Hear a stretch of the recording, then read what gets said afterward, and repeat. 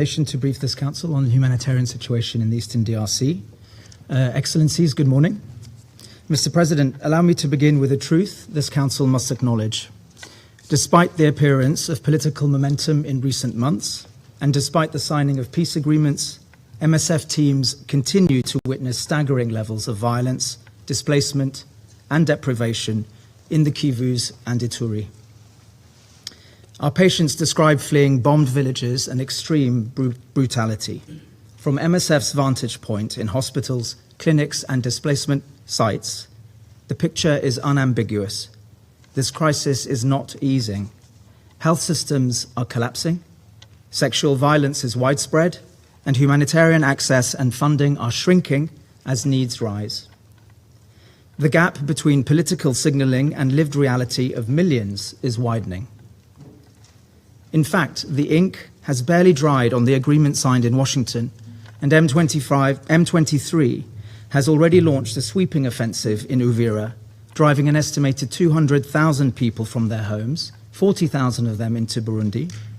Stark evidence that the promise of peace is masking a landscape of persistent, large-scale violence. It is increasingly clear that ongoing peace efforts are serving to consolidate the extractive interests of powerful actors rather than to bring the people of DRC relief. None of this is new. The violence communities face is rooted in decades of resource predation and structural neglect. This is the enduring tragedy. Generation after generation of Congolese have seen their lives and dignity sacrificed at the altar of politics and profit. Until civilians are no longer treated as expendable, no political process will bring real relief. Mr. President, despite high-level commitments in Washington and Doha, violence against civilians remains routine. Both state forces and non-state armed groups, including M23, FDLR, ADF, elements of the FARDC and their Wazalendo allies, continue to endanger civilians and obstruct access to care. All have been implicated in grave violations of international humanitarian law, summary killings, sexual violence, looting, and blocking humanitarian assistance. The toll is devastating. In Binza, MSF patients described men cut down in the fields and women and children shot along the riverbank, their bodies left to drift downstream, testimonies which echo wider reports of massacres in North Kivu.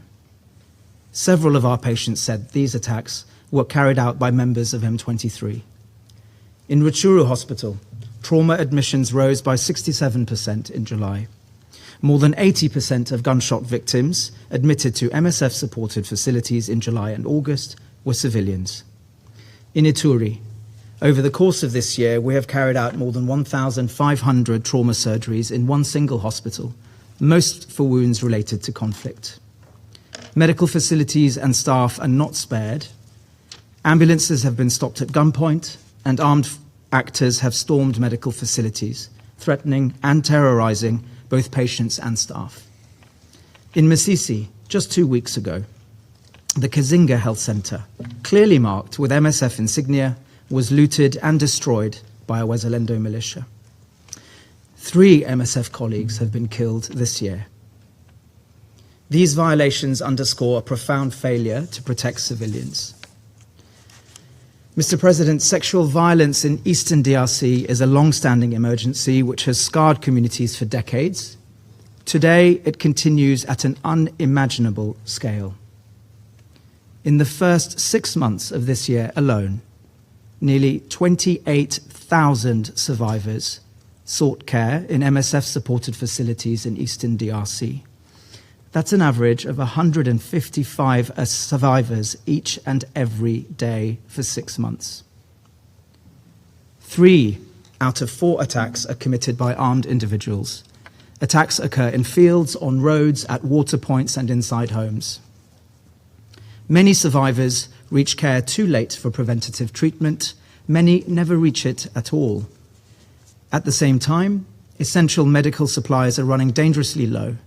In North and South Kivu, half of all health zones lack post-exposure prophylaxis, leaving survivors without the critical care that could prevent infection avert unwanted pregnancy, and reduce long-term harm. The scale and normalization of sexual violence reflect a profound collapse of community protection and a near total absence of accountability. Women and girls tell us that sexual violence is not simply feared, it is expected. Mr. President, the health system is collapsing under the combined weight of violence, chronic neglect, mass displacement, aid cuts, and emerging parallel administrations. In many areas, up to 85% of facilities face critical drug shortages, nearly 40% of health personnel have left their posts, and more than half of facilities we have evaluated have closed or been damaged. The consequences are lethal. In Walikale, deaths of severely malnourished children arriving within 24 and 48 hours of admission rose by 89% and 309% compared to last year. Families arrive far too late, delayed by insecurity, cost, and the absence of functioning care. Preventative health services have crumbled, and vaccination is repeatedly disrupted, leading to an upsurge in preventable infectious diseases. Cholera cases already exceed 38,000, and deaths have more than doubled compared to last year. Measles continues to spread. A malaria outbreak of unknown proportions is unfolding, while neither diagnostics nor essential treatments are available to contain it. Mr. President, as needs grow, the space to deliver humanitarian assistance is contracting. Across Eastern DRC, state and non-state actors alike impose restrictions unrelated to civilian needs. Life-saving assistance is delayed, diverted, or blocked. The closure of the Goma and Bukavu airstrips and the failure of Kinshasa and M23 to reach an agreement to reopen them has reduced entry points for supplies and personnel into Eastern DRC and slowed movements within the Kivus. Reaching Walikale can now take more than a month during the rainy season. Shifting conflict lines have also meant that delivering supplies from Bukavu to Uvira has required crossing 4 international borders at 4 times the previous cost. Humanitarian access is not optional. It's a legal obligation. Airports must be reopened, and passage along key routes must be secured, and medical and humanitarian supplies must move without impediment. On top of the collapse of civilian protection and the erosion of access, major donors are cutting support and eliminating life-saving services in full view of surging needs. Mr. President, commitments made in capitals mean little when they are not matched with concrete measures on the ground. We make 3 calls. First, civilian protection must be placed at the center of all political and diplomatic engagement. Progress cannot be measured by the number of agreements signed, but by whether people are safer in their homes, on the roads they travel, and in the places they seek care. Second, humanitarian access must be upheld, not as a gesture of goodwill or a confidence-building measure, but as a moral obligation underpinned by international humanitarian law. Third, the humanitarian response must be resourced at the level this crisis demands. Without flexible, timely funding, preventable deaths will continue to mount. In conclusion, Mr. President, from where we stand, beside patients, not behind podiums, these debates do not lack awareness, they lack consequence. This Council is regularly briefed on the situation in DRC. Members are able to describe violations civilians face with precision, even as those violations continue unchecked. For people living through this conflict, the question is not whether this Council understands their reality, it is why that understanding so rarely translates into meaningful protection. This disconnect is damning, and that failure is profound.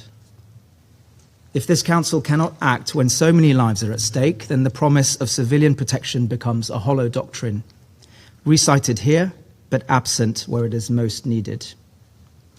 What is required today is neither new rhetoric nor new diplomatic architecture.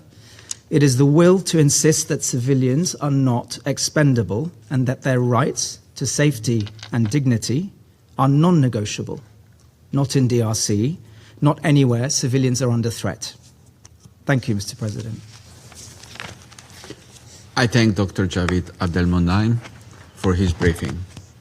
I now give the floor to those council members who wish to make statements. I give the floor to the representative of France. Thank you, Mr. President. I'd like to begin by thanking the Undersecretary General, Monsieur Jean-Pierre Lacroix, as well as the President of Médecins Sans Frontières, Dr. Mohamed Javed Abdelmonem, for their very illustrative remarks. I also thank the permanent representative of Sierra Leone, Mr. Michael Kanu, for his briefing in his capacity as chair of the 1533 Sanctions Committee on the situation in the Democratic Republic of the Congo. Finally, I also welcome the presence of the Minister of State, Minister of Foreign Affairs of the DRC, Her Excellency Madame Thérèse Kayikwamba-Wagner, as well as the representatives of Rwanda and Burundi. We meet today as the M23, supported by the Rwandan Defense Forces, has launched an offensive on Uvira this week, only a few days after the Washington Agreement was signed on the 4th of December. This situation should be of deep concern to the Council at a time when its members are deliberating on the renewal of MONUSCO's mandate. I will stress three messages. Firstly, the offensive by the M23, supported by the Rwandan Defense Forces, endangers regional stability and threatens the security of civilians. The capture of the city of Uvira in South Kivu, on the border with Burundi, carries serious and imminent risks of regional escalation and directly threatens the security of neighboring countries. The use of suicide drones constitutes a worrying escalation. These clashes have forcibly displaced tens of thousands of civilians, further worsening the situation in a region already facing the second most severe humanitarian crisis in the world. The international community mobilized to assist affected populations during the Paris conference on the 30th of October. France reiterates the urgent need to protect civilians. France calls on the M23 to put an end to its offensive and on the Rwandan Defense Forces to withdraw from Congolese territory in accordance with Resolution 2773, adopted unanimously by this Council. The M23 must honour its commitments under the Declaration of Principles and the Doha Framework Agreement. Secondly, in this context, France reaffirms its confidence in the mediators. The African Union, in particular, through the presences of Angola and Togo, the United States and Qatar, have undertaken immense efforts to achieve a lasting settlement of the conflict, which has devastated the peoples of the Great Lakes region for several decades. This is not the time to weaken the support expected from all members of this Council. We must collectively reaffirm the need for all parties to respect international humanitarian law and their obligations regarding the protection of civilians. Resolution 2773 must be fully implemented and respected by all actors, beginning with its call for an unconditional, effective and verifiable ceasefire. Respect for the sovereignty and territorial integrity of the DRC is non-negotiable. Provocative actions or hate speech that endanger civilians must cease. The Washington agreements must be respected. The Doha Framework Agreement must be implemented. And we call for a continuation of the efforts of the African Union. Recent events risk undermining progress toward a lasting political resolution of the crisis. My third message. We must not allow this situation to jeopardize MONUSCO's mandate or the negotiations underway. As the Undersecretary General pointed out, MONUSCO continues to play an essential role when it comes to protecting civilians and with regard to a lasting solution to the conflict. France, as penholder, has presented a proposal intended to position MONUSCO in a role supporting all peace efforts. This includes the question of ceasefire monitoring, for which MONUSCO has clear advantages thanks to its presence on the ground, its expertise, its capabilities, and its impartiality. the restrictions imposed by the M23 on its freedom of movement and access to essential supplies are unacceptable and must end. We therefore call on the members of the Council to continue negotiations in good faith, bearing in mind the responsibility they hold in light of the current situation, and knowing that this delegation will be following the situation very closely. Mr. President, the people of Eastern DRC, the countries of the region and troop contributing countries expect the Council to rise to the occasion and meet its responsibilities given the urgency of the moment for peace in DRC and the region. I thank you. I thank the representative of France for the statement, and I give the floor to the representative of Sierra Leone. Thank you again, Mr. President. Mr. President, I have the honor to deliver the statement on behalf of the A3+ members, namely Algeria, Guyana, Somalia, and my own country, Sierra Leone. We wish to thank Under-Secretary General Jean-Pierre Lacroix and Mr. Javid Abdelnomen for their briefings on the situation on the ground. We welcome the participation of Her Excellency Mr. Kaikwamba Wagner, Minister of State, Minister of Foreign Affairs, International Cooperation, and Francophonie of the Democratic Republic of the Congo, and the representatives of Rwanda and Burundi to this meeting. Over the past 3 decades, MONUSCO and its predecessor mission, MONUC, have been present in the DRC, supporting efforts for peace, stabilization, and the protection of civilians in a context marked by recurring armed conflict, complex humanitarian challenges, and a major political transition. The A3+ reiterate our deep appreciation to the mission for its continued service and dedication to the Congolese people under extraordinary challenges. Yet, as we meet today, peace and stability in the DRC remain volatile despite sustained regional and international diplomatic efforts. We would also like to express our profound appreciation to Ms. Bintou Keita, SISG in the DRC and head of MONUSCO, for her leadership and commitment to advancing peace and stability in the DRC. Our dedicated service to the Congolese people, particularly our efforts to safeguard and support civilians, have been invaluable. Mr. President, the recent development in Eastern DRC, most notably the fall of Uvira City, the last major settlement in South Kivu, to the M23 AFC rebels, is profoundly alarming. Even more alarming is the worsening humanitarian situation for the civilian population who have been displaced, fleeing across the borders in search of safety and potentially creating pressures for receiving countries. We underscore the importance of supporting these countries as they serve as safe havens for those fleeing the violence in the DRC. The A3+ remains gravely alarmed by the humanitarian situation in the DRC, which has long been among the worst, most severe. The renewed offensive in South Kivu risks overwhelming an already overstretched and critically underfunded humanitarian system. With over 5.7 million people internally displaced and an estimated 24.8 million facing food insecurity amid acute security and access constraints. Humanitarian personnel cannot sustain operations under continued hostilities in South Kivu. Reports from international humanitarian organizations on the ground are also alarming.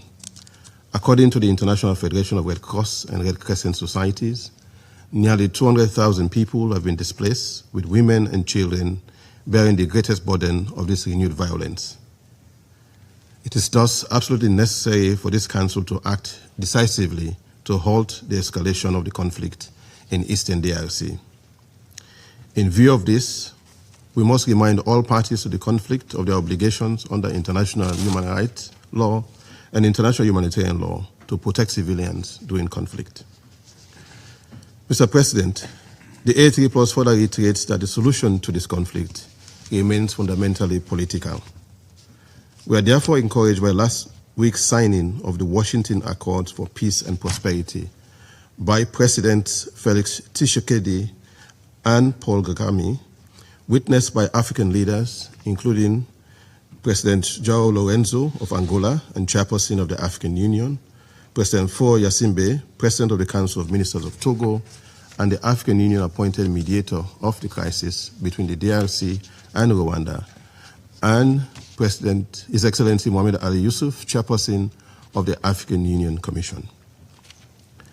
As underscored by the AU Chairperson, and I quote, "The Washington Accords represent an important moment to put an end to a conflict that has lasted for more than 3 decades, a conflict between brothers and neighboring countries who, for various reasons, have been fighting one another over the years with heavy consequences both for the population and the economies of their respective countries." End of quote. The A3+ fully echoes this sentiment and reaffirms its strong support for the leadership and mediation effort of African stakeholders. We therefore urge all parties to honor their recent commitment undertaken in Doha and Washington, D.C., and to work in good faith towards lasting peace, stability, and prosperity throughout the Great Lakes region. Mr. President, the renewed offensive in South Kivu comes at a time when the Council is discussing the future of the presence of the United Nations peacekeeping mission in the DRC. In light of the current realities on the ground, discussion on MONUSCO's future must be approached with the utmost care and with the interests of the people of the Great Lakes region at the center. The safety of their lives and livelihoods and enabling their prosperity must guide our decision on the renewal and the orientation of the new MONUSCO mandate. After decades of conflict, and I quote, "business as usual," end of quote, approach is no longer tenable. A genuine paradigm shift is needed, one that reimagines the United Nations presence in ways that reinforce African-led proposals and that of the Doha and Washington processes. Harmonizing these proposals will require sincere engagement and understanding of African perspective, moving beyond symbolic acknowledgement towards meaningful inclusion of African solutions. Mr. President, to conclude, the A3+ is of the view that in renewing the mandate of MONUSCO, the mission must be provided with the necessary operational flexibility to support implementation of the mandate, not only in terms of protecting civilians, but where appropriate, deployment and targeted return to critical areas currently lacking a permanent presence of governmental authority. Additionally, the mandate should strengthen MONUSCO's role in supporting transitional justice and accountability for war crimes and crimes against humanity. The A3+ stands firmly in solidarity with the Congolese people and all affected communities in the region. With the resilience and unity of the Congolese people, supported by regional mechanisms and international effort, we believe that a sustained solution to this conflict is within reach. The A3+ will continue to offer its unwavering support towards the realization of these aspirations. And I thank you. I thank the representative of Sierra Leone for the statement. I now give the floor to the representative of the United States. Thank you, Mr. President, and thank you to our briefers today. Colleagues, President Trump was pleased to have convened DRC President Tshisekedi and Rwandan President Kagame in Washington on December 4th for the signing of the Washington Accords and the Regional Economic Integrated Framework. It was a true and sincere demonstration and effort towards peace. However, peace processes require parties to uphold their commitments to that very process. And the United States is profoundly concerned and incredibly disappointed with the renewed outbreak of violence in the eastern DRC. Today, I want to share with you some additional information on the scope and the sophistication of Rwanda's involvement in eastern DRC. Since its reemergence in 2021, Rwanda has had strategic control of its proxy armed group, M23, as well as M23's political wing, the Congo River Alliance, or AFC, and has deployed M23 and the AFC to achieve Rwanda's geopolitical goals in eastern DRC. Kigali has been intimately involved in planning and executing the war in eastern DRC, providing military and political direction to M23 forces and AFC for years now. The Rwandan Defense Forces have provided materiel, logistics, and training support to M23, as well as fighting alongside M23 in DRC with roughly 5,000 to 7,000 troops as of early December. This is not counting the possible increases from Rwanda in this most recent advancement. In more recent months, Rwanda has deployed multiple surface-to-air missiles and other heavy and sophisticated weaponry into North and South Kivu to aid M23 in its conflict against DRC. Rwanda and M23 began their offensive just this last weekend to take Uvira, with Rwandan forces co-located with M23 along the front lines. Additionally, we have credible reports of increased use of suicide drones, increased use of artillery by both M23 and Rwanda, including strikes into Burundi. So rather than a march towards peace, as we saw under President Trump's leadership in recent weeks, Rwanda is leading the region towards increased instability and war. And in light of the commitments made in the Washington Accords, we are deeply concerned that the Rwandan military's continued presence in Congolese territory in support of M23, and we will use the tools at our disposal to hold to account spoilers to peace. We call on Rwanda to uphold its commitments and to further recognize the government of the Democratic Republic of Congo's right to defend its territory and its sovereign right to invite Burundian forces onto its territory. We are engaging with all sides to urge restraint and to avoid further escalation, including refraining from hostile anti-Tutsi rhetoric. As this council negotiates the MONUSCO mandate, the United States will seek to ensure the mission has the capabilities to provide support to both the Doha and Washington agreements, keeping in mind that the parties themselves bear full responsibility for their successful implementation, and we look for the members of this council's support as we negotiate this mandate's renewal. MONUSCO's ability to provide critical enabling support to these processes, however, hinges entirely on its ability to move freely, to sustain itself, to implement its mandate without interference. And the fact that UN peacekeeping forces are under siege by forces backed by a member state that itself is a troop contributor to peacekeeping missions, frankly, is a sad hypocrisy.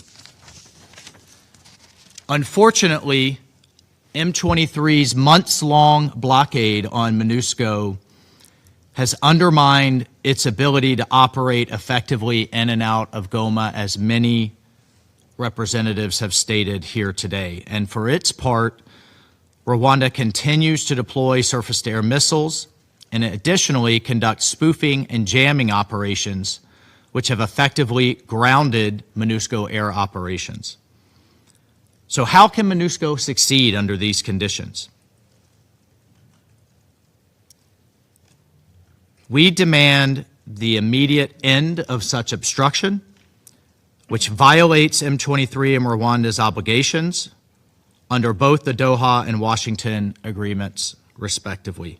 We remain steadfast in our support of MONUSCO and its role in the realization of these historic agreements, which we believe hold great potential to end the decades of suffering in eastern DRC. I thank you, Mr. President. I thank the representative of the United States for the statement, and I give the floor to the representative of the Russian Federation. We're grateful to Undersecretary General Jean-Pierre Lacroix for his briefing. We're grateful to the Permanent Representative of Sierra Leone for his report as the chairman of the 1533 Sanctions Committee on the DRC. We carefully listened to Dr. Mohamed Javid Abdel Moneim, and we welcome the participation in the meeting of the Minister of Foreign Affairs, International Cooperation and the Diaspora of the DRC, Madam Teresa Wagner, as well as representatives of Rwanda and Burundi. Today's meeting, unfortunately, is taking place against a background of a serious escalation in South Kivu as a result of an offensive by the M23 group. We have often repeated that we are particularly concerned about developments in this province. It is located, the city of Uvira, which is located near the border of Burundi, has for several months faced a threat of encirclement and assault by the M23. This situation, just a few days after the summit in Washington, once again demonstrates that international diplomatic efforts do not produce tangible results and do not, in essence, have an impact on the situation on the ground. There can be no talk of an effective truce or a ceasefire. All of this simply remains an expression of intentions by the sides on paper. Today, the Great Lakes region has nearly reached a dangerous line, beyond which a large-scale military confrontation between states can take place. We appeal to the sides to halt their fire and to focus on real steps to resolve the crisis and to create normal conditions of life for the civilians of all countries of the region. Rwanda, as well as the DRC, must begin to implement Security Council Resolution 2773 and stop cooperating with the M23 and the Democratic Forces for the Liberation of Rwanda, FDLR. As long as these basic precepts are willfully ignored, the situation will only continue to deteriorate. I would like to underscore that we support all international efforts aimed at ending the armed conflict in the east of the DRC and the achievement of a long-awaited peace for the Congolese and their neighbors. There can be no doubt about that. However, the agreements signed in Washington and in Doha must be assessed based on how they're being implemented, and the current situation in South Kivu is indicative of the real attitude of the participants of the negotiating process to the agreements they signed on to. We note the efforts of the UN peacekeeping mission on the stabilization of the DRC. Many peacekeepers have sacrificed their lives in stabilizing the situation in the DRC. We also note the role of the head of MONUSCO, Bintou Keita. However, in current conditions, MONUSCO continues to remain a hostage to the escalation between the states of the region.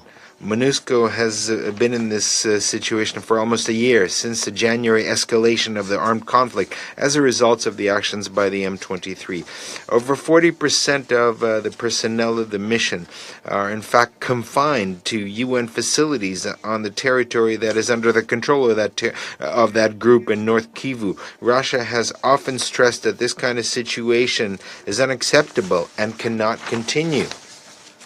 However, some colleagues in the Council and their supporters in the Secretariat have all this time insisted to us and other members of the Council that on the need to wait just a little longer and for the results of international mediation to make it possible to revive MONUSCO. The mission could indeed play an important role in contributing to resolving the crisis, in particular in terms of monitoring the cessation of hostilities.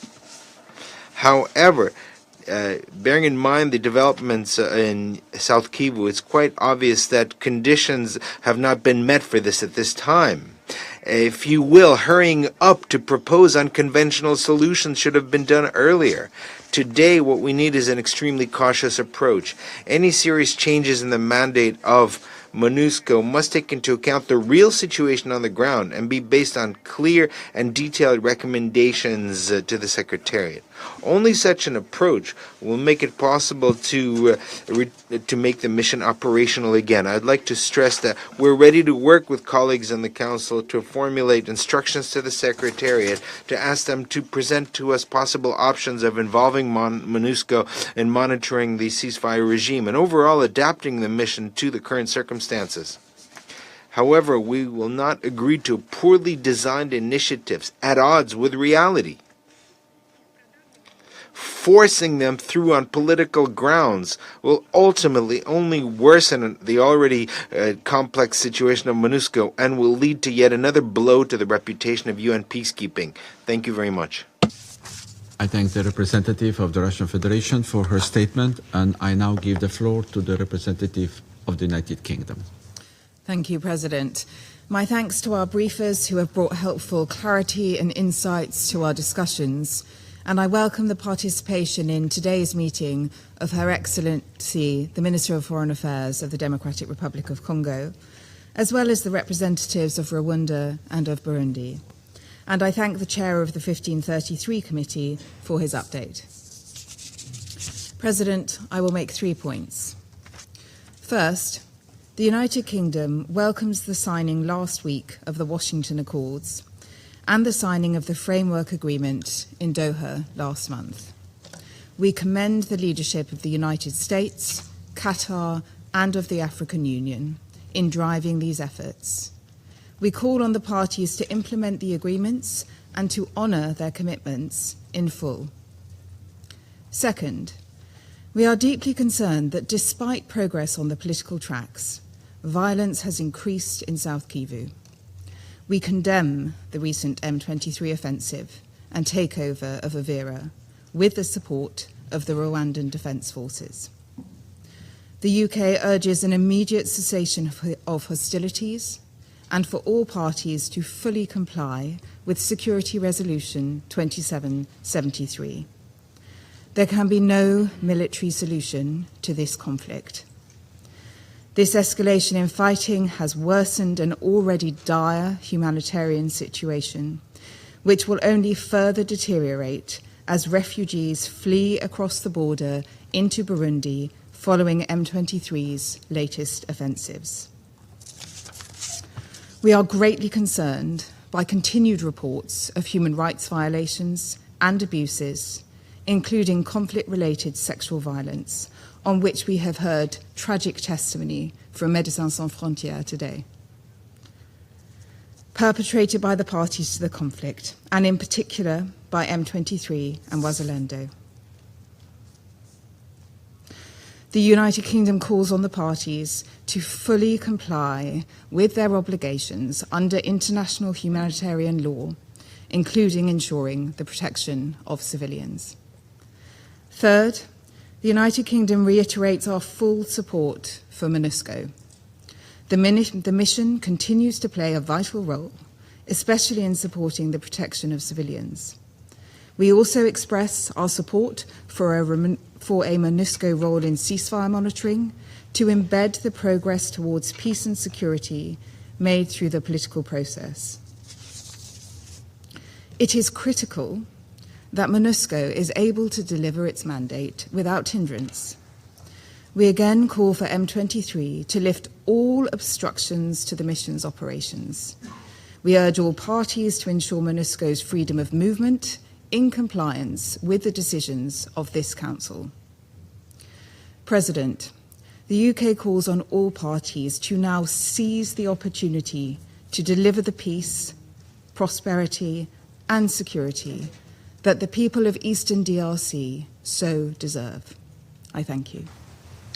I thank the representative of the United Kingdom for her statement, and I give the floor to the representative of Panama. Muchas gracias.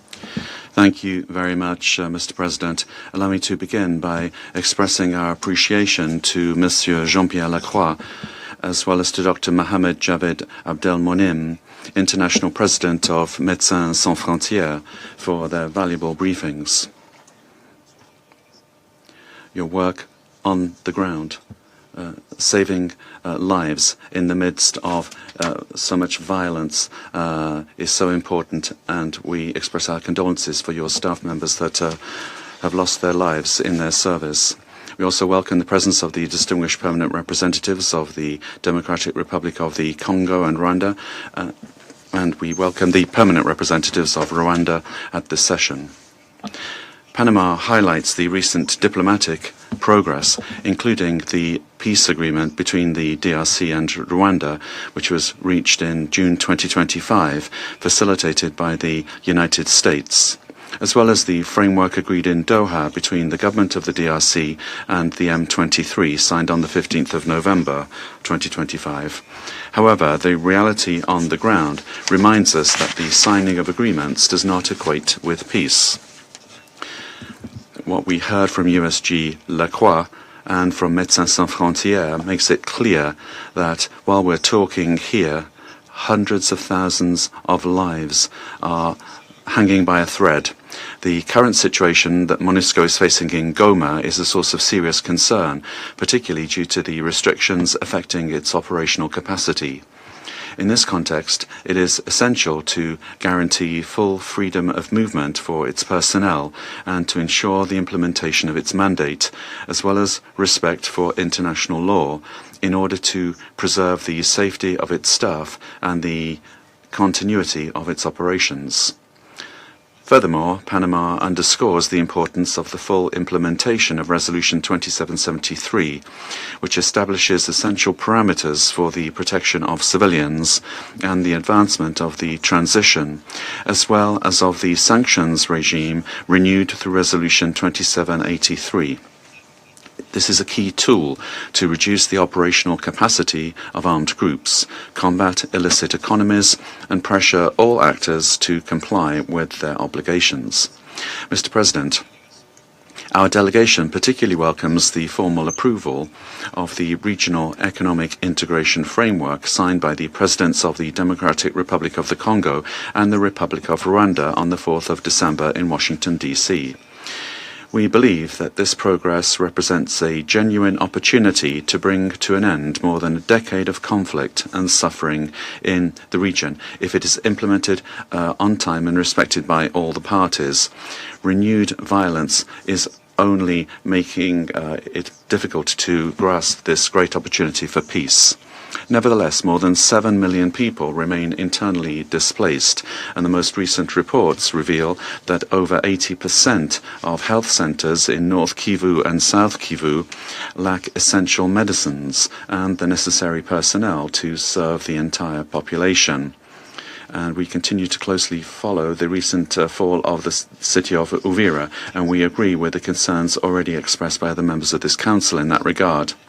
This situation, aggravated by advances of the M23, attacks on infrastructure and the severe humanitarian funding gap, place thousands of people at risk who require urgent treatment for diseases such as malaria, HIV, and tuberculosis, which disproportionately affect women, girls, and boys. Panama would make an urgent appeal to donors to close the funding gap of the 2025 Humanitarian Response Plan and to strengthen operational capacities on the ground.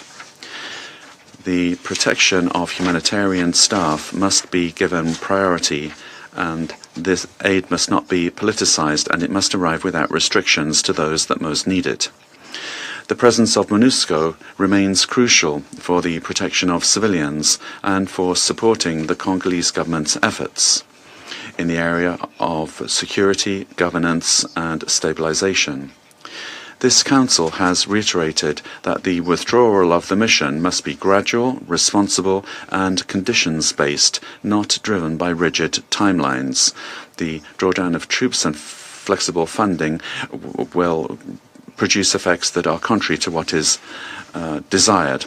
Mr. President, the Congolese people have paid an unacceptable price for decades due to regional instability, competition over resources, and the absence of strong institutions. Panama is convinced that there is no military solution to this crisis. Of national political will genuine regional commitment that is sincere and sustained support and unified support from this Council will make it possible to transform the potential of the Democratic Republic of the Congo into a reality of peace and development and prosperity for its population. Thank you very much. Representative of Panama for his statement. I now give the floor to the representative of China. Thank you, President. I thank Under-Secretary Lacroix, Chair of the DRC Sanctions Committee, Ambassador Kanu, and Dr. Abdel Monaim for their briefings. I welcome the presence of DRC Foreign Minister Her Excellency Kai Kwamba, as well as the representatives of Rwanda and Burundi at today's meeting. The current situation in eastern DRC remains tense. Escalating conflict and violence have led to a grave humanitarian crisis. The international community must make concrete efforts to promote a de-escalation. I wish to emphasize 3 points.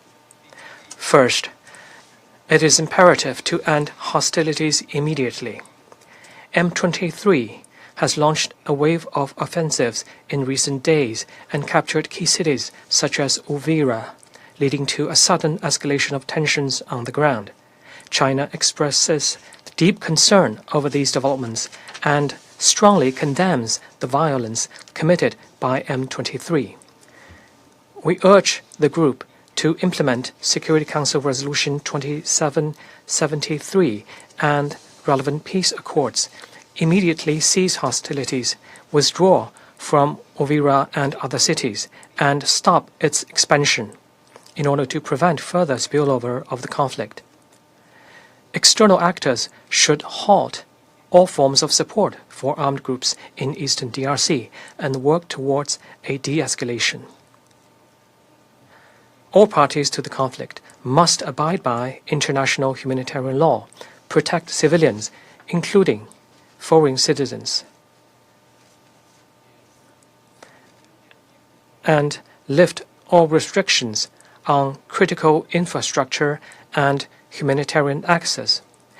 China firmly supports the DRC government's efforts to safeguard its sovereignty, independence, and territorial integrity with a view to restoring national authority in eastern DRC as soon as possible. Second, sincere dialogue and negotiation are essential. There's no military solution to the conflict in eastern DRC. A political solution is the only way out. Although parties to the conflict have recently signed a spate of peace agreements, the situation on the ground has not truly improved. The priority now is for all parties to demonstrate political will and fulfill their commitments. The mediators, on their part, should also effectively fulfill their monitoring responsibilities. All parties should urge M23 to intensify its negotiation with the DRC, conclude the outstanding protocols of the Doha Framework for Comprehensive Peace Agreement, and ensure that the ceasefire monitoring and verification mechanism is operationalized as soon as possible. China appreciates the contribution of the African Union and sub-regional organizations to peace in eastern DRC. Any external process should maintain alignment and coordination with the AO process and respect the AO's leading role in the peace process of eastern DRC. Third, the peacekeeping mission's ability to fulfill its mandate must be secured. Currently, MONUSCO is grappling with ongoing restrictions of movement, interruption of its water, electricity, and fuel supplies, as well as downsizing and budget cuts. The mission is only capable of sustaining basic operations. The Security Council should urge the relevant parties to lift movement restrictions on MONUSCO and, at the same time, conduct a comprehensive assessment of the challenges that affect the mission's mandate delivery with a view to finding solutions. MONUSCO can play a role in supporting the peace process in eastern DRC, including ceasefire monitoring. However, any adjustments to MONUSCO's mandate must be based on the situation on the ground, with a feasible plan and predictable outcomes, and must be fully assessed by the Secretariat. Rushing decisions prematurely, or even treating the MONUSCO mandate as a carte blanche, will only further disrupt MONUSCO's mandated activities and undermine the credibility of both the mission and the Security Council. MONUSCO is a UN-led peacekeeping mission, and its actions should be guided by the UN Charter and reflect the common will of member states. China reiterates its firm support for MONUSCO in fulfilling its duties. President, the situation in eastern DRC is now at a critical juncture. The international community should set aside geopolitical calculations, build consensus for peace, join forces with all parties, and genuinely commit to regional peace, development, and prosperity. As a good friend of countries in the region, China remains committed to working with all parties to make unremitting efforts for the settlement of the conflict as well as development and stability in eastern DRC. Thank you, President. I thank the representative of China for the statement, and I give the floor to the representative of Greece. Thank you, Mr. President. I would like to start by thanking our briefers, to welcome Her Excellency the Minister for Foreign Affairs of the Democratic Republic of the Congo, as well as the representatives of Rwanda and Burundi to this meeting, and to thank the chair of 1533 Committee for his update. Mr. President, almost a year since the dramatic escalation of the conflict in eastern DRC, we meet at a moment of both fragile progress and persistent acute risks. Important steps have been taken, yet many decisive actions still lie ahead. I would like to stress the following points. First, we repeat that Resolution 2773 must be implemented immediately, fully, and unconditionally. We remain particularly alarmed by the deteriorating security situation in South Kivu, driven by the continuing advance of the AFC M23 with the alleged support of the Rwandan Defense Forces, and the risk of a spillover of the conflict that could trigger a regional crisis. AFC M23 must immediately cease hostilities and withdraw from Goma, Bukavu, and all other controlled areas. As the Council stressed in its recent press statement, all illegitimate parallel administrations must be dismantled, restoring state authority throughout the Democratic Republic of the Congo. In this context, we reiterate Greece's steadfast support for the independence, sovereignty, unity, and territorial integrity of the DRC. Second, we welcome all efforts towards a ceasefire and a sustainable peace, stability, and reconciliation in eastern DRC, and commend the United States and Qatar for their critical mediation efforts. We congratulate President Tshisekedi and President Kagame for the signing of the Washington Peace Accords for Peace and Prosperity on December 4th, as well as the issuing of the joint declaration on the accords by the Democratic Republic of the Congo and Rwanda. We urge them to now accelerate the implementation of their commitments as provided by the accords. These gains must not be undermined by a new escalation in South Kivu by the M23. We also welcome the signing of the Doha Framework for Peace between the government of the Democratic Republic of the Congo and the AFC M23 on November 15th, and we urge them to materialize their commitment to a permanent ceasefire. Third, we are deeply concerned about the grave humanitarian and security consequences of the conflict both in North and South Kivu and in Ituri, as we have heard by our briefers today. All parties must respect international humanitarian law and ensure unrestricted humanitarian access and facilitate humanitarian flights as well. We are particularly concerned about the grave human rights violations and abuses committed against women and children, notably large-scale recruitment and use of children, abductions, killings and maimings, and shocking levels of sexual violence. All perpetrators of violations of international humanitarian law and of violations and abuses of human rights must be held accountable and be brought to justice. Finally, MONUSCO's freedom of movement must be unobstructed and its ability to operate must remain unrestricted. Resolution 2773 reiterates the Council's full support for MONUSCO, whose works remains critical in the DRC in protecting civilians, responding to urgent humanitarian needs, and supporting the implementation of the peace process. We emphasize once more our strong commitment to the safety and security of MONUSCO's personnel. Madam President, as the Council considers the upcoming renewal MONUSCO's mandate, Greece stands ready to work closely with all members to ensure that the mission can continue fulfilling its critical role at this pivotal juncture for the Democratic Republic of the Congo. I thank you.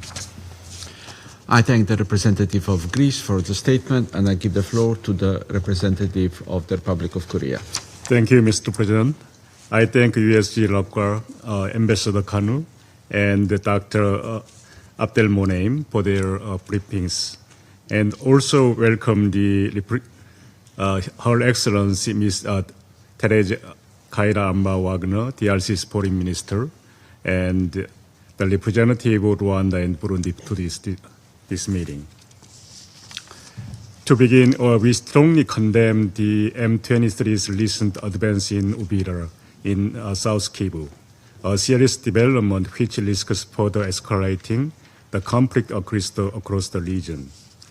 The unanimously adopted Resolution 2773 demands that M23 immediately cease all hostilities, withdraw from all controlled areas, and the Rwanda Defense Force and its support of M23. We urge all parties to fully and immediately implement this urgent call from Security Council.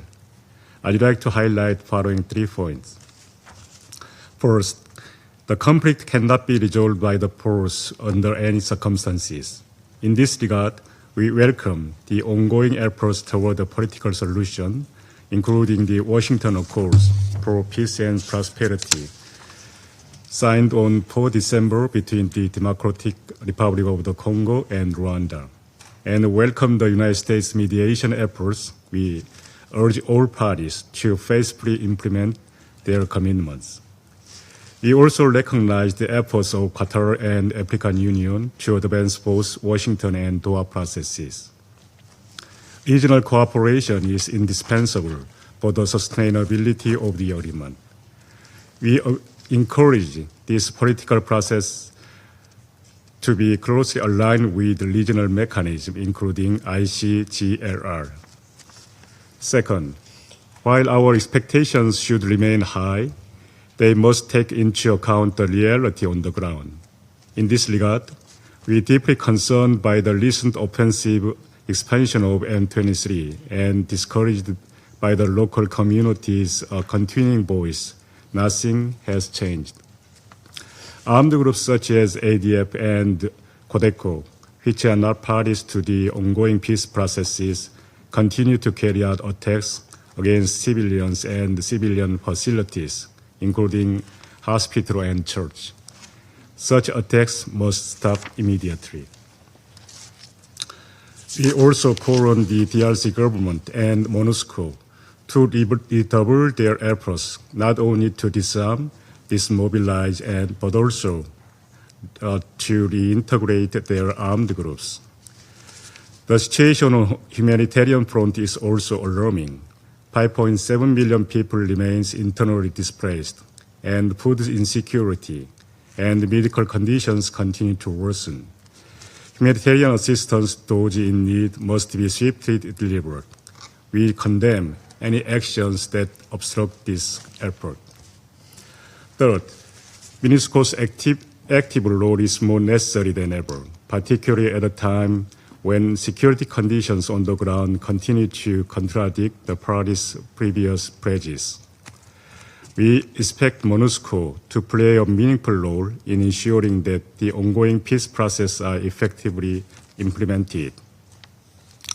To carry out its mandate fully and effectively, the mission must guarantee full freedom of movement and uninterrupted access to its operational infrastructure. I urge M23 to immediately lift all restrictions imposed on MONUSCO, including access to electricity, fuel, water, as well as troop rotations. We recall that under the Washington Accord, both DRC and Rwanda agreed to support and facilitate MONUSCO's capability to implement its mandate. We therefore urge all parties to translate their commitment into concrete action. Mr. President, the Republic of Korea remains firmly committed to a stable and peaceful DRC and support MONUSCO's vital role in this endeavor. In this vein, we will continue to remain engaged with developments in DRC and discussions on MONUSCO's forthcoming mandate renewal. I thank you.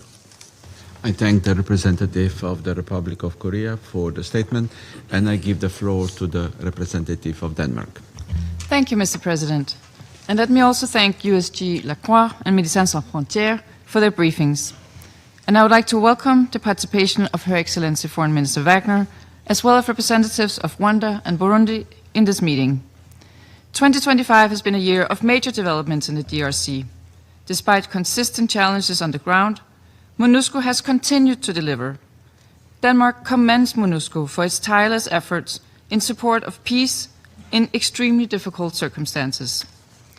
Mr. President, allow me to raise 3 points.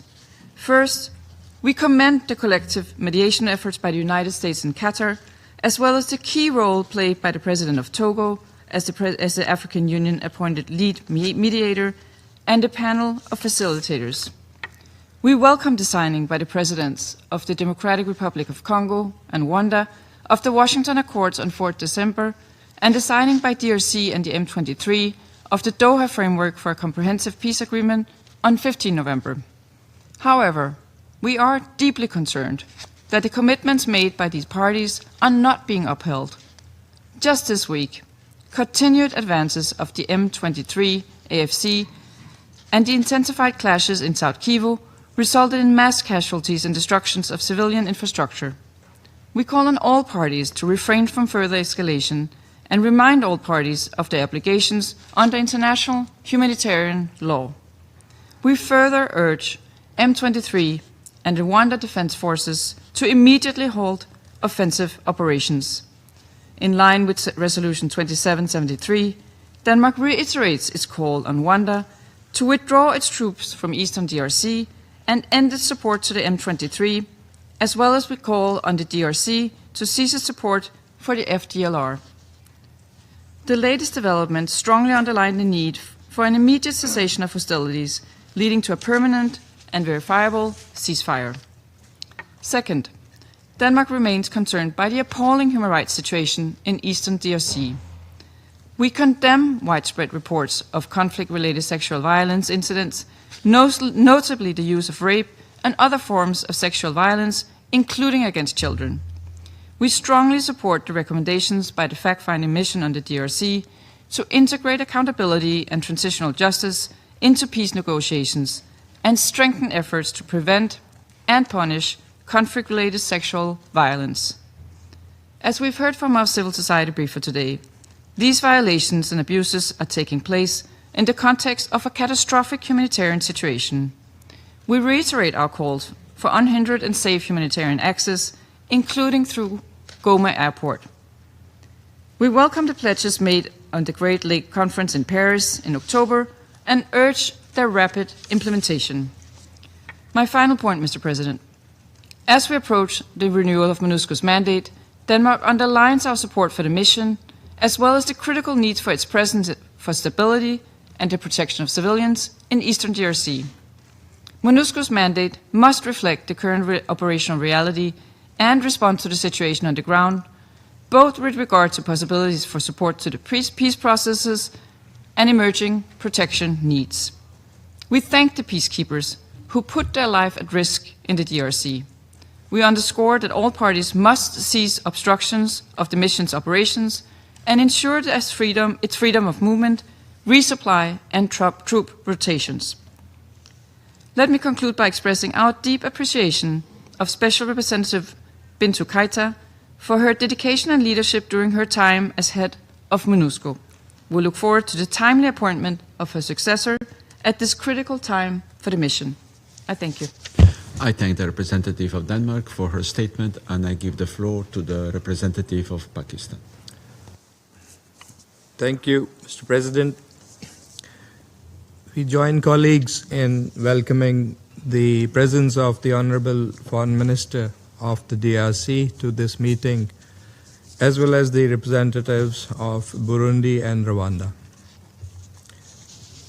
Pakistan thanks the briefers for the clear articulation of the situation in the Democratic Republic of the Congo, deeply complex and challenging as it is, yet with an opportunity now to improve things on ground. We appreciate the outgoing SRSG Bintu Keita for a job well done under extremely challenging circumstances. President, we commend all MONUSCO personnel for their professionalism and courage under extraordinarily difficult conditions. We pay a solemn tribute to the peacekeepers who lost their lives, including those killed in the aftermath of the M23 takeover of Goma. Their services embody the highest ideals of the United Nations. The perpetrators of those attacks and their supporters must be held accountable. The situation in the Eastern DRC remains extremely volatile. The security environment has deteriorated sharply. Despite the commitments made in the Doha framework for a comprehensive peace agreement on a ceasefire, M23 continues its territorial expansion, including the recent takeover of Uvira. And despite the signing of the Washington Agreement, the AFC M23 continue to receive external support. It is essential that commitments made under these agreements are implemented. We call for an immediate ceasefire and complete cessation of hostilities. It is regrettable that Resolution 2773 remains unimplemented. Nearly 40% of MONUSCO's area of oppression is under the control of the AFC M23. MONUSCO's movements in these territories are severely restricted, its supply chains disrupted, and troop rotations remain difficult. These conditions prevent the mission from implementing its mandate, particularly the protection of civilians. It is unacceptable that armed groups have imposed parallel administrations and stopped utilities of the UN personnel. We condemn these actions unequivocally. M23 must allow MONUSCO to perform its mandate assigned by this Council. It is equally important to address this situation in the context of the current mandate renewal of the mission. The mission must be given mandates that are realistic, achievable, and aligned with realities on ground. MONUSCO, as the only credible and impartial force, is uniquely positioned to play a central role in promoting peace and stability in the DRC. The Council should leverage MONUSCO's institutional experience, logistical reach, and operational presence. It is thus best placed to performing critical tasks, including monitoring and verifying a ceasefire once it is in place. The discussions on MONUSCO's potential ceasefire monitoring role in South Kivu are also important. Pakistan, as one of the largest troop contributing countries to South Kivu, had earlier cautioned that the withdrawal from South Kivu was premature and might create a security vacuum. Regrettably, that assessment has proven correct. This also underscores the need to meaningfully consult those who serve on the ground. Decision-making on mandates and adjustments must better integrate the views of troop and police contributing countries and field leadership. It is also imperative the mandates be matched with commensurate resources. MONUSCO's budget was reduced by $45.3 million, leading to the repatriation of over 700 troops. A subsequent 25% contingency planning further decreased the mission strength by 1,550 personnel. And while the authorized troop ceiling remains at 11,500, MONUSCO currently has only around 8,234 troops on ground. This stark mismatch between the mission's responsibilities and shrinking resources must be urgently addressed to ensure that MONUSCO can effectively deliver on the tasks entrusted to it by the Security Council. President, Pakistan welcomes the recent diplomatic momentum aimed at achieving peace in the Eastern DRC. We appreciate Qatar for facilitating the Doha framework between the DRC government and M23. We also welcome the United States leadership in facilitating the Washington Agreement, signed on 4th December, as a historic step towards regional de-escalation and improved relations between the DRC and Rwanda. Pakistan further commends the African Union-led process under the mediation of Togo, which seeks to harmonize the Luanda and Nairobi tracks into a coherent African-led framework. We agree with Under-Secretary General Lacroix that the gap between the political and diplomatic efforts and the real impact on ground risks undermining these efforts. These processes must strive to address the root causes of the conflict in the DRC for lasting peace and stability. We reaffirm our support for the UN Special Envoy for the Great Lakes region, whose role remains crucial in ensuring coordination and complementarity among these parallel efforts. It is essential that all peace initiatives remain mutually reinforcing and regionally supported and backed by the Security Council and grounded in safeguarding the sovereignty and territorial integrity of the DRC. Finally, we urge the parties to demonstrate political will, to engage in serious dialogue and fulfill their obligations, and avail this opportunity that is presented currently by the high level of international engagement and support to realize sustainable peace in the region. I thank you, Mr. President. I thank the representative of Pakistan for the statement. I shall now make a statement in my capacity as representative of Slovenia. I thank Under-Secretary General Lacroix and Ambassador Kanu for their updates. We are grateful to Dr. Abdel Monem for his uncompromising frontline testimony. What we heard today must be yet another wake-up call. The human cost of this conflict is laid bare before us, stark, undeniable, and worsening by day. We welcome also the presence of the Minister Wagner from the Democratic Republic of the Congo, as well as the representatives of Burundi and Rwanda. Slovenia remains alarmed by the continued sharp escalation of hostilities in eastern DRC, some unfolding even as this Council meets. These developments run directly counter to this Council's decision, in particular Resolution 2773. We welcome intensified diplomatic efforts by the US, Qatar, and African Union, including the signing of the Washington Accords and the Doha Framework for Peace. These diplomatic tracks hold promise, but must be translated into verifiable steps by all parties. As Slovenia has consistently stressed, no progress is possible without silencing the guns.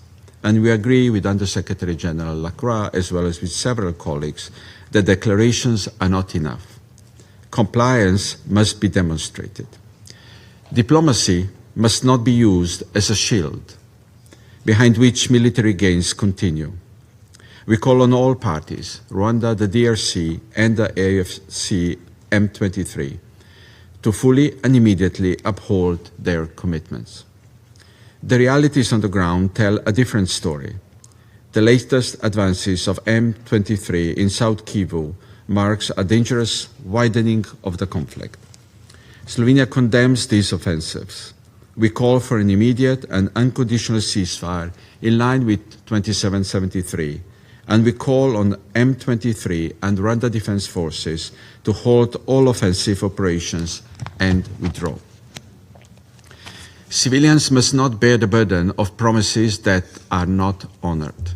We condemn every attack on civilians, medical facilities, humanitarian personnel, and critical infrastructure, not only by M23, but also violence of ADF, Codeco, Zaire, CRP, FDLR, and other armed groups. MSF has just briefed on attacks on health centers, mass displacement, and the immense difficulty conducting life-saving operations. Dr. Abdelmonem, we follow MFS's life-saving work closely, including the unbearable realities of your teams confront daily.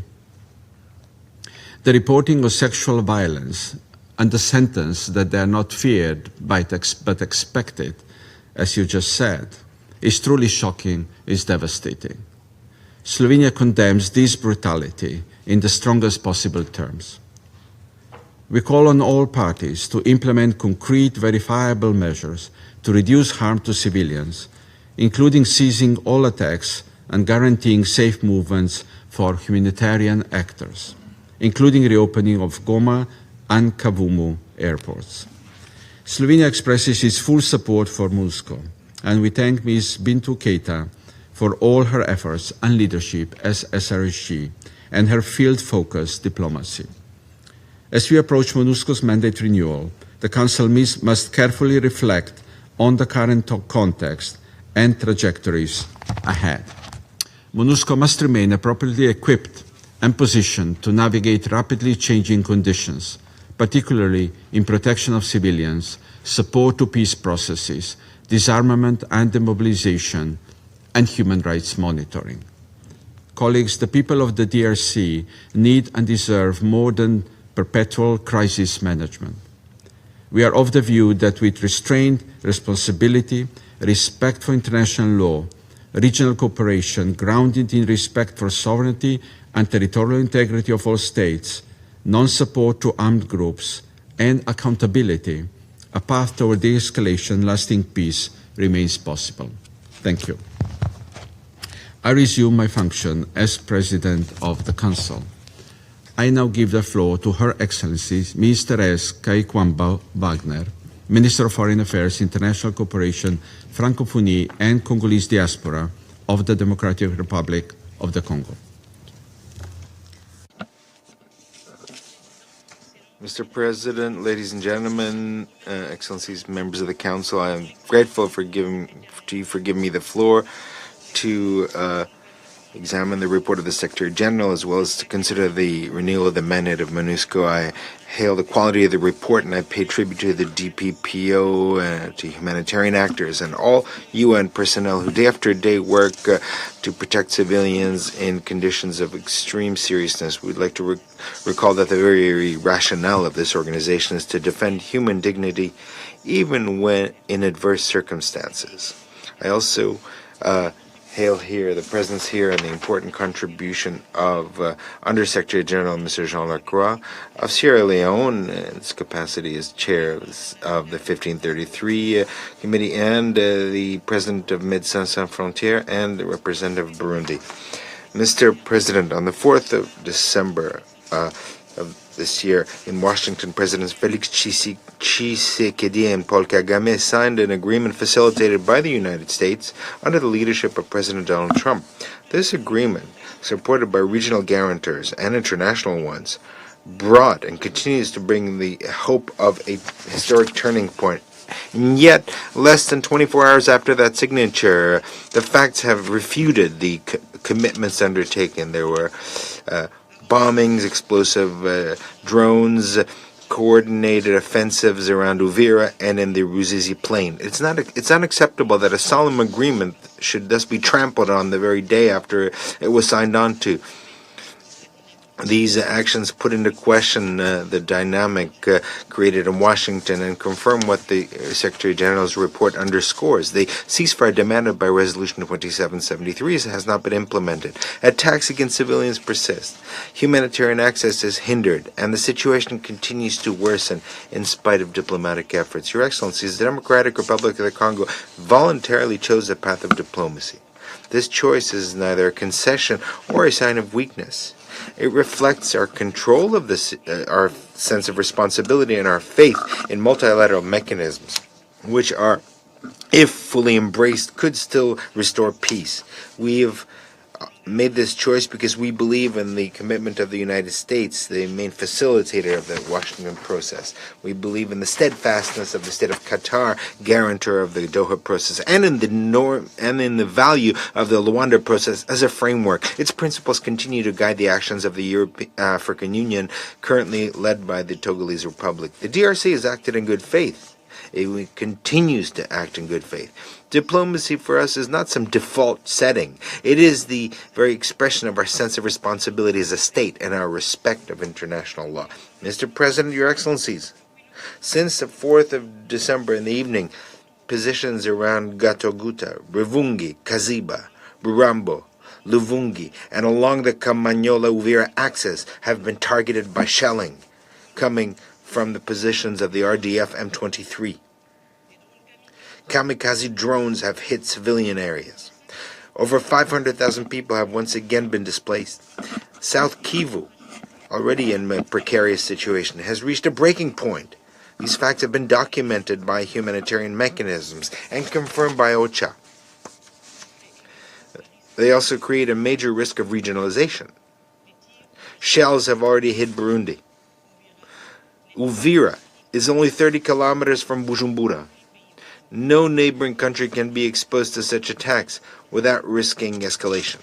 Regional stability cannot rest on the normalization of violations that are as serious as this. Mr. President, less than a week after the signature of the Washington agreements, certain actors have chosen to stray from the commitments freely undertaken.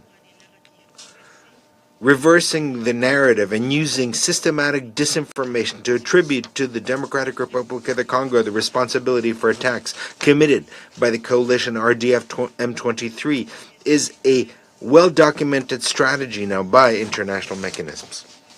We cannot accept for manipulation to become an instrument of regional policy. Facts are stubborn things. The resolution of the Security Council are even more stubborn. The truth is not negotiable. International law cannot be perverted to legitimize aggression.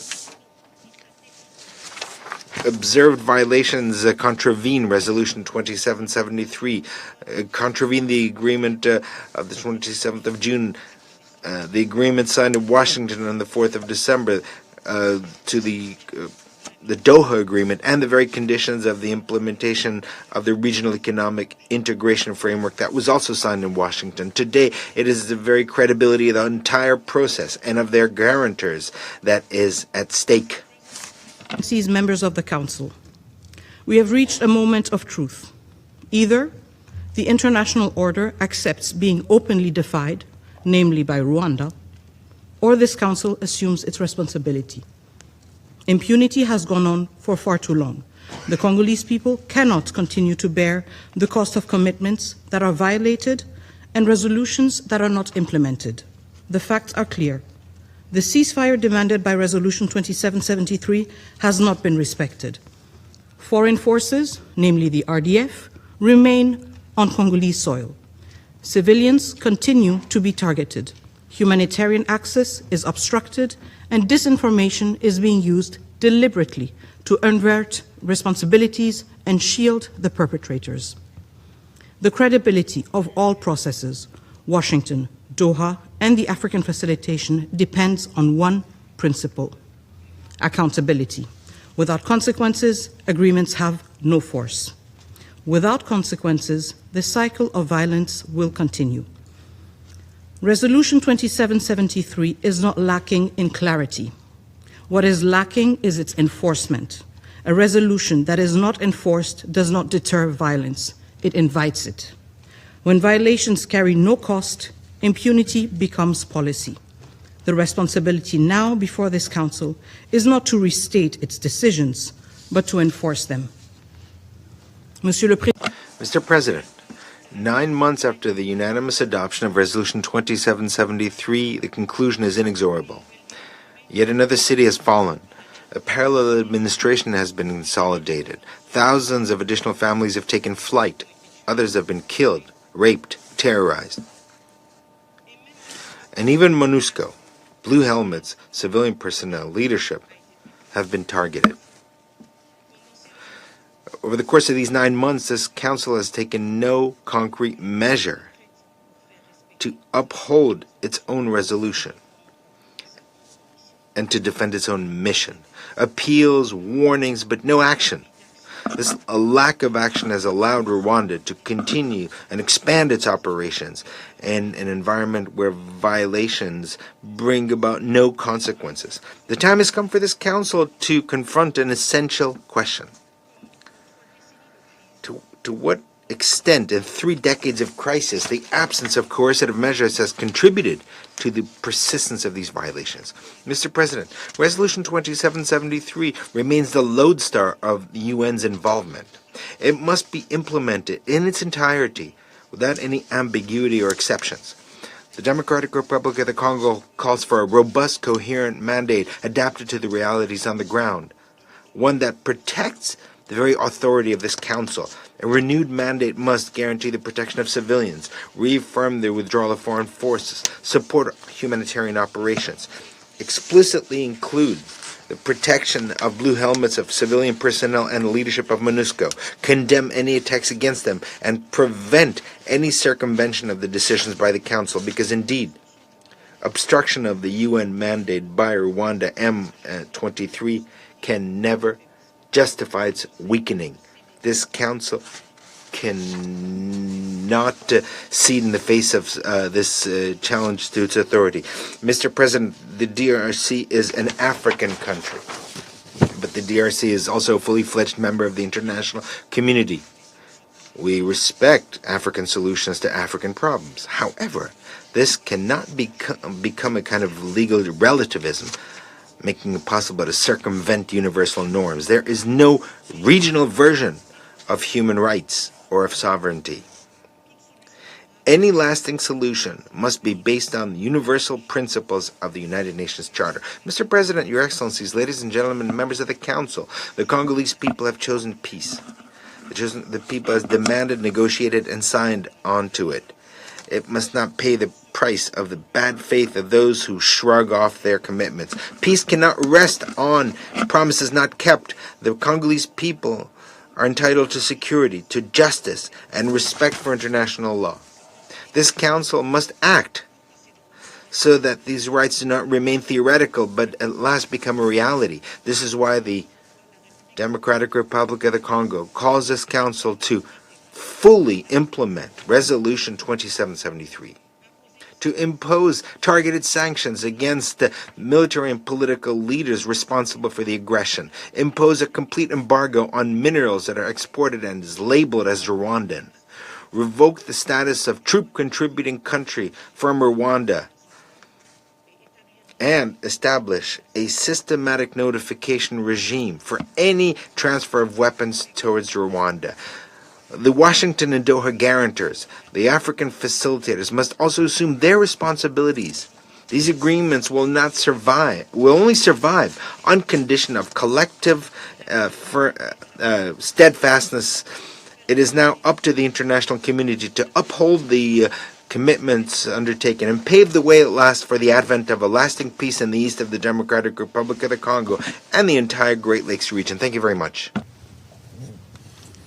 I thank Her Excellency, Ms. Kaikwamba Wagner, for the statement.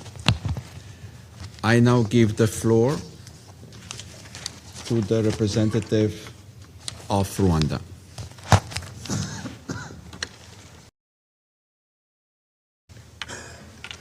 Mr. President, I thank you for giving me the floor, and allow me to begin by commending you for your effective leadership of the Council this month. I also extend Rwanda's appreciation to the Council members concluding their terms.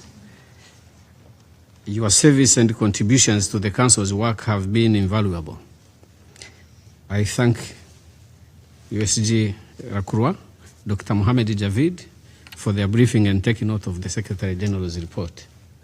I also acknowledge the statements made by those who spoke before me.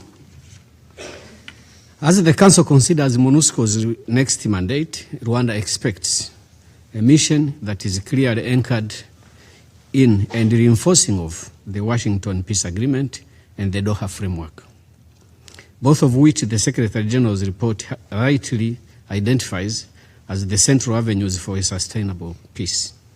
The mandate must therefore prioritize strict impartiality and political neutrality, support to ceasefire implementation and political dialogue, robust human rights due diligence policy compliance, timely suspension and reporting mechanisms where required, refraining from offensive operations against parties formally engaged in political processes, and a realistic resource-conscious focus on stability, accountability, and political solutions.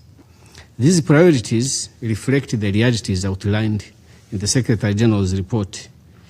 MONUSCO's effectiveness will depend on aligning its operations with the political tracks that offer the only viable path forward. The Washington Peace Agreement and the Doha process are complementary, mutually reinforcing frameworks. When the mission supports them consistently and impartially, it can help to create the necessary space for implementation. Rwanda reiterates its full commitment to implement its part of the agreement. We equally believe that the success of the agreement will depend on the political will of both parties. Mr. President, the recent situation in South Kivu has been extensively discussed, and allow me a moment to also address it. And I will address some of the issues that may logically attract a question, why am I addressing them? But there is a background to that. In 1994, in this chamber, Ambassador Kovac of Czech Republic, Ambassador Keateng of New Zealand, Ambassador Gambari of Nigeria spoke that Rwandans were being exterminated, that an ethnic group in Rwanda was being exterminated. They had never been to Rwanda, but they discharged their responsibility, confronted denial and silence that was taking place in this chamber to call the genocide for what it was as it was happening in Rwanda. So I'm here today and I survive today because those courageous diplomats discharged their duty. I wanted to do it. The situation in South Kivu and the general situation obtaining after the Washington Agreement is a collection of many situations. The ceasefire that was repeatedly broken by the DRC government, that not only broke the ceasefire, but announced they would never stop attacks. Air attacks are offensives too. Even as the diplomatic tracks move forward, the situation on the ground in South Kivu continues to deteriorate in ways this Council cannot morally or legally ignore. Over the past year, and in reality since 2017, the Banyamulenge, a Tutsi Kinyarwanda-speaking community of the DRC, have endured a well-documented, systematic, and escalating persecution. I just want to address this area alone, among many things that put it together cause the situation we are in. Allow me to highlight just a few incidents which are part of this sustained and systematic campaign of persecution of the Banyamulenge Kinyarwanda-speaking Tutsi ethnic group. Since 2017, more than 85% of Banyamulenge villages in South Kivu were destroyed. An estimated 700,000 cattle, which is their economic lifeline, were raided and killed. On August 25th of 2025, Wazalendo militias and FARDC issued a 10-day ultimatum demanding that all Banyamulenge leave Uvira or be killed. The ultimatum further prohibited them from accessing markets, water points, and other essential means of survival. On the 4th of September 2025, the decision was made to deny the Banyamulenge civilians access to public water points on the grounds that they were enemies. From the 5th to 8th of September 2025, Banyamulenge civilians were abducted and shot, while the mobs chanted for the end of the Banyamulenge. These are early warnings, indicators of atrocity crimes, discrimination, dehumanization, forced displacement, and the denial of basic services. Tens of thousands of Burundian soldiers were deployed into South Kivu on the invitation of the government of the DRC. This is in addition to the presence of FDLR, mercenaries, Wazalendo, and other militias. These troops established coordinated military blockades which exacerbated the situation above. Their operations alongside FARDC, FDLR, and the affiliated militias imposed a siege on the Banyamulenge population. And I wanted to highlight here that there are other ethnic groups in that area. There are Babembe, Bafurero. There is another ethnic group that I don't remember. But these conditions I'm describing were imposed only on Banyamulenge Tutsi ethnic group. Banyamulenge, yes. Their operations alongside FARDC and FDLR and affiliated militias imposed a siege on the Banyamulenge population, resulting in nearly a year of the communities in the Minembwe Highlands being deprived of food, medicine, and humanitarian access. This situation was exacerbated by the coordinated military blockades. On the 16th to 18th of October 2025, the only road to the Mitamba market was closed, cutting off food supplies to civilians. On the 6th of September 2025, a group of 80 to 100, between 80 and 100 Banyamulenge civilians, mostly women, returning with food for their starving families, were ambushed by a FARDC Burundian Mai Mai coalition, and reports indicate killings, torture, and sexual violence. Equally well known, but disregarded, is the scale of air attacks carried out by DRC government forces and their allies, which continue to affect civilians already under siege. Among many others are the following. On the 29th of August 2025, and multiple dates, repeated drone strikes hit the outskirts of Banyamulenge IDP camps around Mikenya. On the 27th of September 2025, a Burundian CH-4 drone bombed Nzibira in South Kivu. On the 15th of November 2025, Kinshasa operated drones bombed Mikenya, a village hosting Banyamulenge internally displaced persons. Between March and December this year, there has been 50 air attacks in this area. No one is speaking about this. I will appreciate the situation another day if we can be told this didn't happen. We have raised this, at least I did, with some members of the council, individually. We have raised this in this chamber. Nothing was done. The government of the DRC, as an inviting authority, should be responsible for the action and the conduct on the ground of Burundian forces and their allies. Rwanda has not been silent. I just said this. Rwanda has not been silent in the face of these developments. Our Minister of Foreign Affairs has raised the blockade directly with the mediators, the United States and Qatar, the representatives of the European Union and the African Union. And I have just said that I raised it with individual members of the Council. I raised it with the penny holder, with some presidencies, with the heads of some mechanisms in the region, and nothing happened. Taking into account the factual situation and the wider context of hate ideology in DRC and the inherent legal and moral obligation, allow me to ask the question. Has the Security Council not been aware of this situation? Or did it not? Did this situation not merit your attention? The situation in South Kivu, as we address it, we must consider what was the situation before the recent escalation. As a former investigator myself, there is what we call recreating the scene. From where we sit, we can only tell you the facts. But the Security Council can, among the wide possibilities you have, to recreate this scene. Choose to recreate it. But that is how it will look. All the principles that we have spoken about, sovereignty, territorial integrity, Rwanda is part of that multilateral belief that must be respected.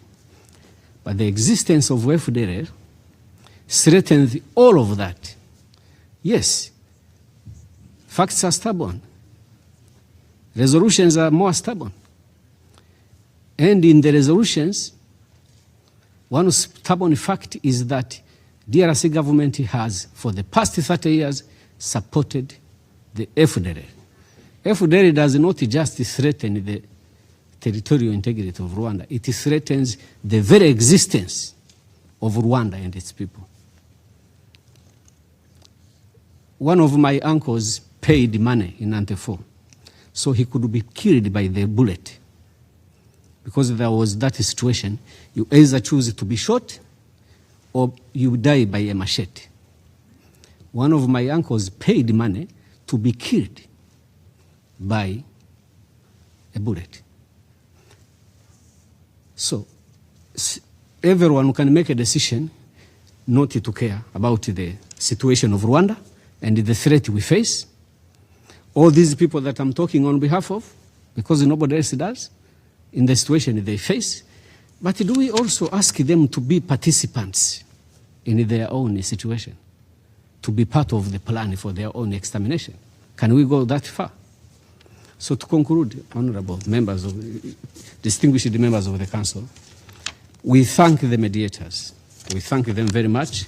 And we thank most profoundly the efforts that are going on by the mediators, particularly the United States, to address the most recent situation. And we are a willing participant to finding a viable solution forward, because we believe if we all commit to implementing in good faith the commitments we made in Washington, and if we support fully the process in Doha, then we possibly have a possibility to have a peaceful solution to the conflict that we have lived with for many, many years. This problem has gone on for too long, and it is our request and our appeal that we should all focus to supporting the present avenues for a peaceful solution. I will not go into what we said in the past. We have been here many times. Why do we have defensive measures and how are they going to be lifted? All those issues are addressed in the agreements, and we shall continue to work with mediators and to make sure that we meet our part of the challenge. Thank you very much. I thank the representative of Rwanda for the statement. I now give the floor to the representative of Burundi.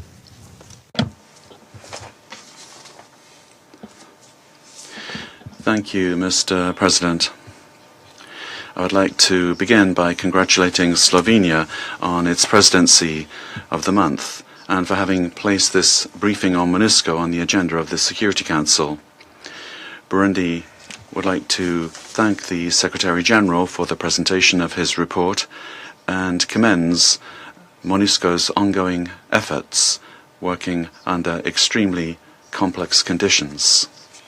We also appreciate the opportunity given to us to share our assessment of the security situation, and we wish to draw the Council's attention to the dramatic developments in the security and humanitarian situation, particularly in the city of Uvira and its surrounding areas, and the massive displacement of populations with thousands of refugees currently in Burundi, notably in Bujumbura province in the commune of Cibitoke. Burundi wishes to denounce the repeated and ongoing violation of Resolution 2773 as evidenced by the seizure of Uvira by the Rwandan army. These operations have targeted and resulted in countless civilian casualties. We are particularly concerned by the cross-border attacks, including the use of artillery, drones, and other lethal means, some of which have struck localities within Burundian territory. These acts violate Burundi's sovereignty. They endanger the security of civilian populations and undermine collective efforts for peace. We believe that the current moment calls for clarity, political courage, and a collective commitment to the full and effective complete implementation of the Security Council's resolutions, particularly Resolution 2773. The commitments recently undertaken, including those endorsed in the agreements signed in Washington, must be respected by all parties, without ambiguity and without preconditions. We therefore call upon the Council to, firstly, ensure that Security Council resolutions are implemented impartially, because the collective credibility of this Council depends on its ability to guarantee their effective enforcement. The relevance and credibility of MONUSCO are at stake. Secondly, protect civilians, especially women and children, who remain the primary victims of a conflict that has been imposed upon them. Thirdly, we call upon the Council to advocate for urgent humanitarian assistance in the light of the deterioration of the humanitarian situation and the acute lack of resources available to United Nations system agencies to meet the basic needs of refugees settled in Gatumba and Cibitoke. We also call upon the Council to convene an urgent meeting of the Council at which robust measures could be adopted in order to halt this dangerous escalation, potentially including an arms embargo and a regime of economic sanctions, in order to prevent the continuation of these deadly military operations conducted in violation of international law and, in particular, the Charter of the United Nations.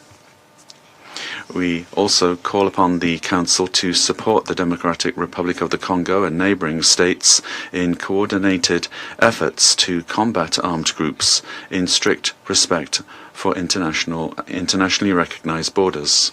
And finally, we call upon the Council to strengthen its support for regional verification and monitoring mechanisms in order to document violations, prevent escalation, and rebuild trust. Furthermore, Burundi wishes to inform this August Council that it has taken very seriously the message conveyed by the bombs launched from Rwanda on the 4th of December onto Burundian soil in the commune of Cibitoke, injuring a woman and a child.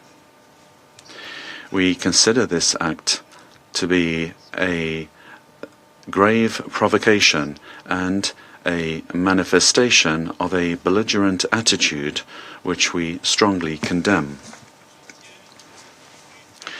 Let me be clear. Restraint has its limits. Should these irresponsible attacks continue, it would become extremely difficult to avoid a direct escalation between our two countries. Burundi cannot tolerate repeated violations of its territorial integrity and reserves the right to exercise self-defense in accordance with the provisions of Article 51 of the United Nations Charter. Burundi remains a reliable partner for regional peace and security. While it has upheld the protection of civilian populations with dignity in all missions in which it has been deployed, Burundi cannot remain idle in the face of provocations and violations of its territorial integrity. We can't remain idle in the face of attacks against its population, and we cannot remain idle in the face of threats to the stability of our borders. Our message today is therefore a call for restraint, for firmness against proven violations, and for concerted action that will finally allow Eastern DRC, and in particular areas such as Uvira, to envision finally a future of lasting peace. Thank you. I thank the representative of Burundi for the statement. The representative of Rwanda has asked for the floor to make a further statement. Before giving him the floor, I just want to say that I don't want to prolong the exchanges, which will not help implement the agreements or the resolution 2773, and neither protect the civilians who are suffering. The council members have heard your messages very clear, and that's why I would ask you to take the floor only once. I give you the floor. Thank you, Mr. President, and I don't have any intention of unnecessarily prolonging the discussion. Just wanted to clarify that Rwanda is not waging war against the Republic of Burundi and has no intention of doing that. To the contrary, there has been an attack from the territory of Burundi to the area of Bugarama in Rwanda, and in some parts of the DRC, resulting into refugees coming to Rwanda. I believe the UNHCR is already involved in that process. So I wanted to make that clarification. I thank the representative of Rwanda for the statement.